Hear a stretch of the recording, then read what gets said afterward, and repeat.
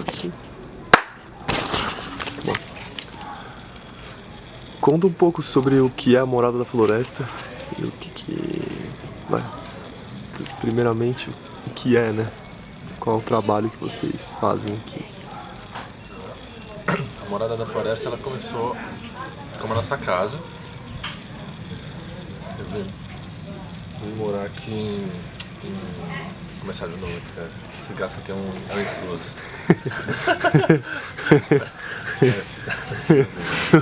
É seu filho, aquele molequinho que faz... É seu filho? É. Ele falou que ele é um intruso mesmo. Falou?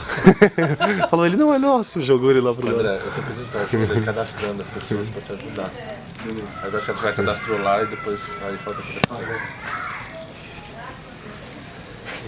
Então assim, a Morada da Floresta, né? Tem uma história que é um pouco grande, eu vou tentar resumir pra você ver se eu consigo passar a mensagem. Em 98 eu vim morar aqui, eu estudava na USP, na ECA, fazia artes plásticas. Juro por Deus? É, eu também. É? Eu fiz. Na ECA? Eu me formei em 2000, e você? 2013. Agora. Então, eu entrei na ECA, fiz artes plásticas e eu acreditava... Na verdade, quando eu escolhi fazer artes plásticas, é que eu não queria fazer parte do sistema. Tinha uma pressão muito grande dos meus pais para eu fazer uma faculdade.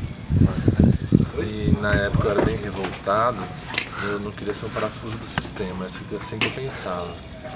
E pela minha capacidade naquele momento, em todas as profissões representavam algum parafuso do sistema que eu questionava tanto. E então eu fiz muita arte engajada.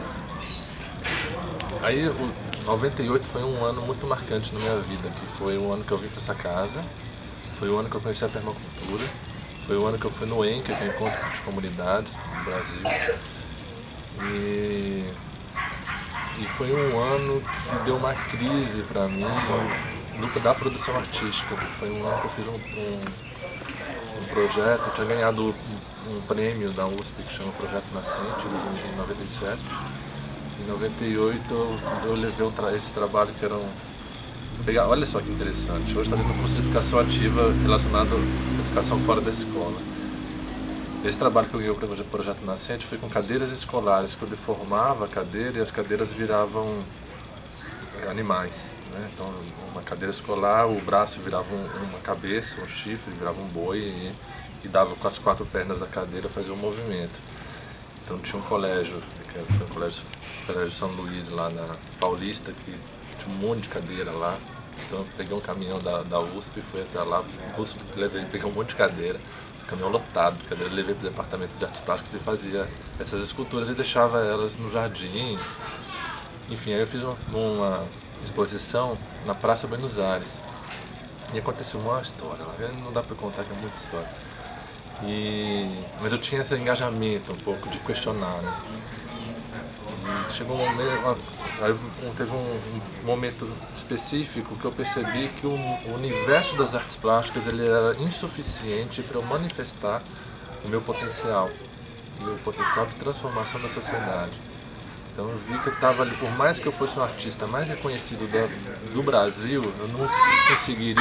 Socorro, Capitão Gancho! Socorro, Capitão Gancho! Galera, ó, aqui não, tá? Tá. Obrigado. Aí eu percebi isso. Como? Ai meu Deus do céu, mais uma, Capitão Gancho?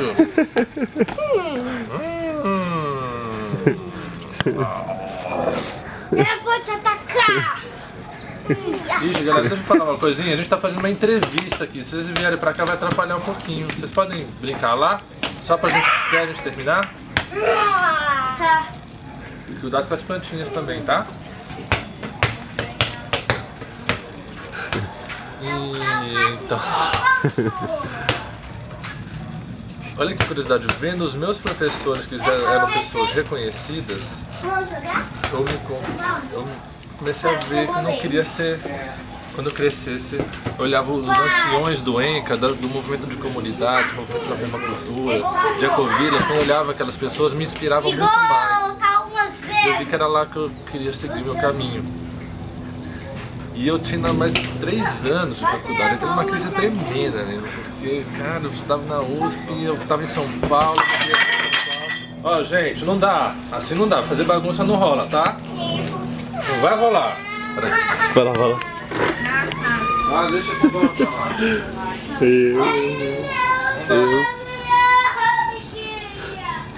Ô, vem cá, pega mais uma esquinha, não precisa chorar, pega mais.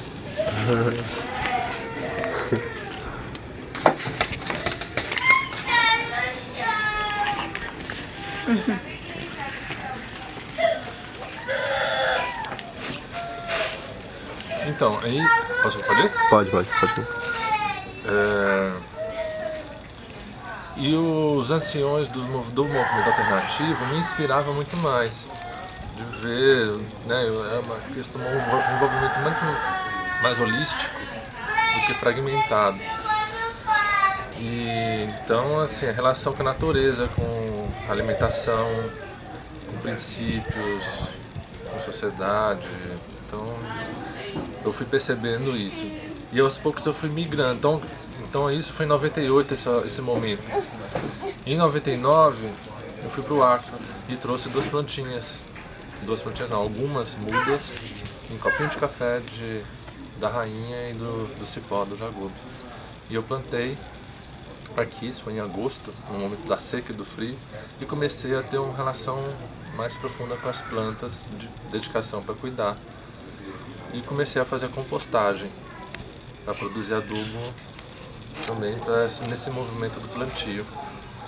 E aí também começa um start desse movimento de trazer para o dia a dia esse envolvimento maior com a natureza. E fui percebendo que mesmo estando na cidade, como eu ainda tinha alguns anos ainda de faculdade, o que eu poderia fazer, ainda morando em São Paulo, e numa casa alugada. Então, para mim, o que veio de possibilidade naquele momento foi plantar e compostar. Não tinha sentido mexer na estrutura da casa, nada, porque era uma casa alugada. E, então, foi esse o primeiro passo.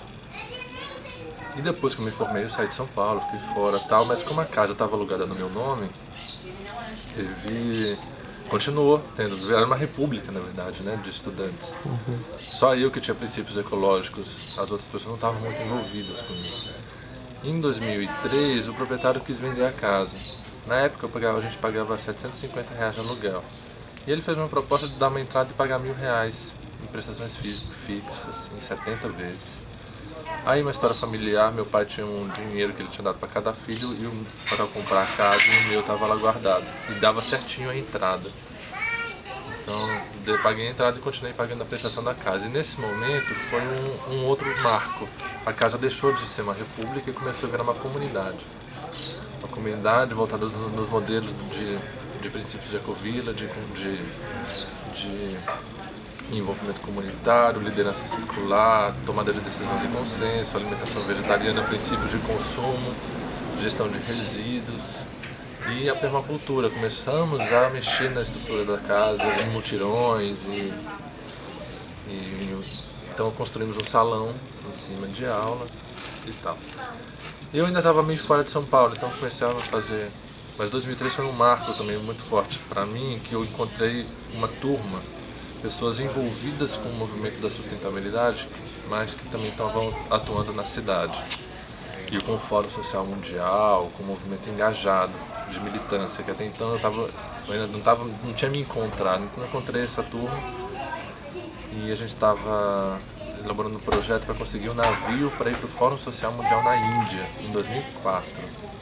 Chamava Ahimsa, a Arca do Novo Tempo. Ahimsa é não violência em sânscrito, é uma das palavras-chave de Gandhi, que levou a fazer a transformação na Índia, conseguiu independência nesse movimento de não violência e de desobediência civil, de você questionar as regras, quando aquelas regras estabelecidas pelo sistema, pelo governo, ela não está de acordo com a sua ética interna. Então assim, de fazer a transformação também com essa, não obedecer cegamente às regras, mas sim poder questionar e poder alterar essas regras, né? E me encontrei, porque no movimento do ENCA, de uma certa maneira, como é um movimento mais rural, mais alternativo, também ainda tinha também, hoje tem muito menos, mas na época tinha muito mais ainda um julgamento com quem estava na cidade, um preconceito e tal. E então eu gostava, mas ainda não estava encaixado. E eu me culpava por estar na cidade, tinha uma autocrítica, toda aquela coisa assim e tal. E essa galera não, vamos influenciar a sociedade. Então isso foi uma escola de vida para mim. E envolver mais ainda com o movimento das ecovilas estruturadas, que hoje no Brasil assim, é muito iniciante ainda esse movimento, mas na Europa, Estados Unidos, né, em outros lugares do mundo tem muito exemplo de realmente mudanças de paradigma, moeda social funcionando, tecnologias, né, alternativas, que não é nem mais alternativas, mas com renováveis, energias renováveis, enfim.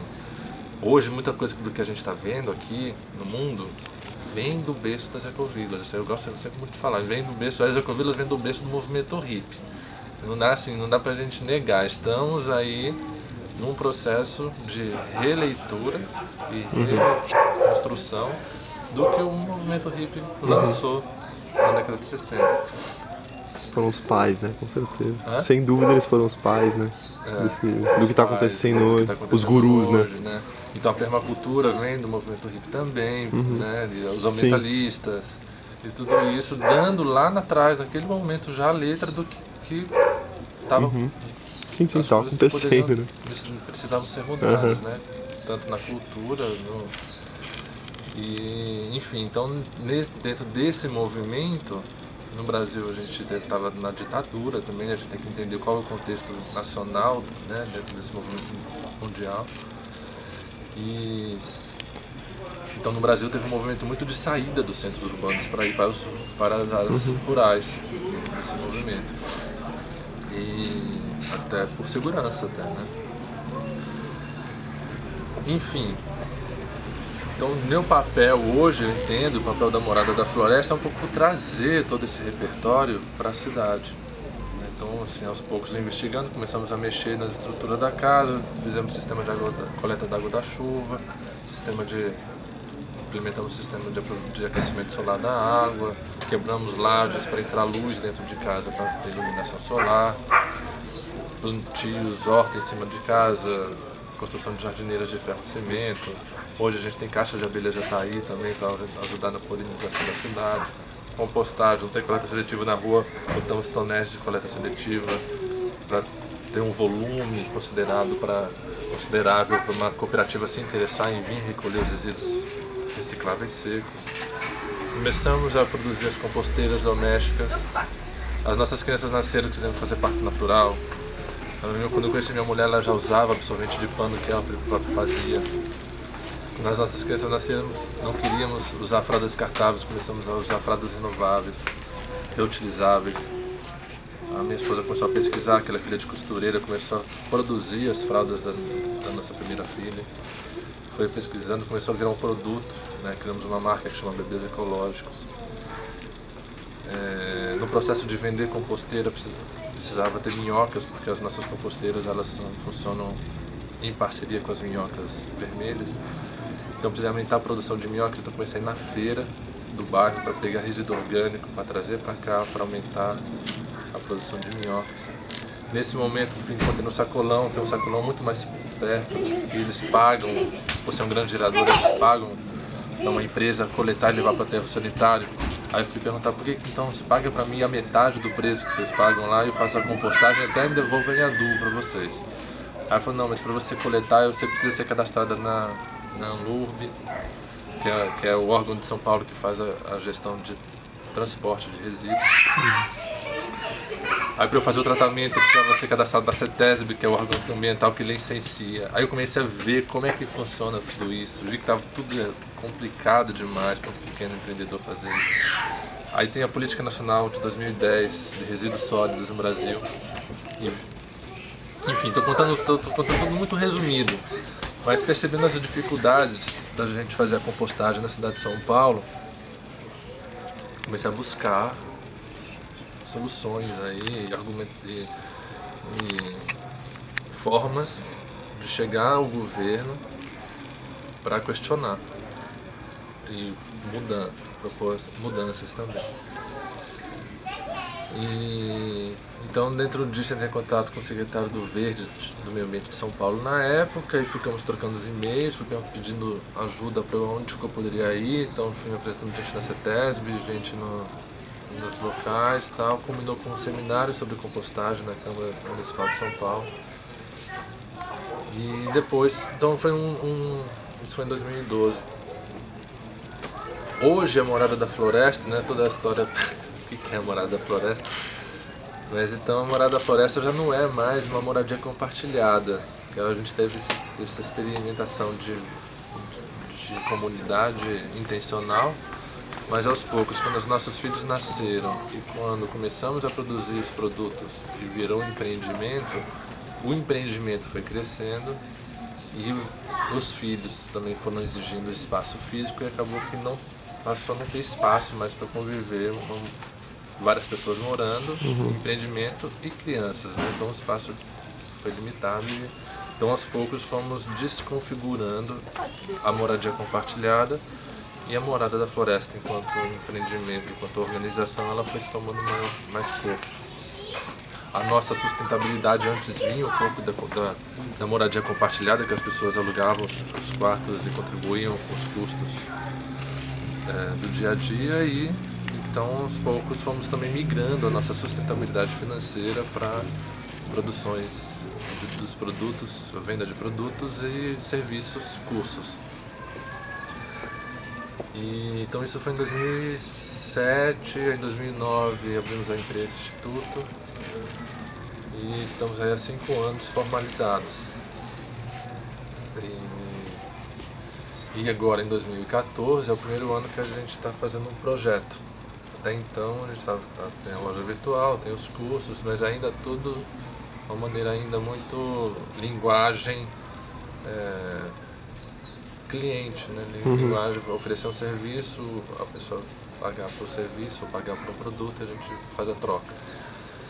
E então o projeto Composta São Paulo, que é um projeto que a gente está fazendo agora, é uma grande realização que é de toda uma trajetória que leva até que quase que é uma nova fase da Morada da Floresta, uma nova fase minha, Cláudio Espínola, que eu estou podendo manifestar aquilo que tenho construído na minha trajetória de vida até aqui. Então é um projeto importante que a gente está distribuindo 2.000 composteiras na cidade de São Paulo para moradores, entregando, não é distribuindo, não é sorteio, mas é uma seleção de pessoas interessadas em praticar compostagem doméstica para desenvolver uma amostragem a gente está desenvolvendo uma pesquisa com essas pessoas para ver como se pode ampliar o projeto dentro da própria cidade, criar estratégias, metodologias de replicabilidade também para replicar o projeto assim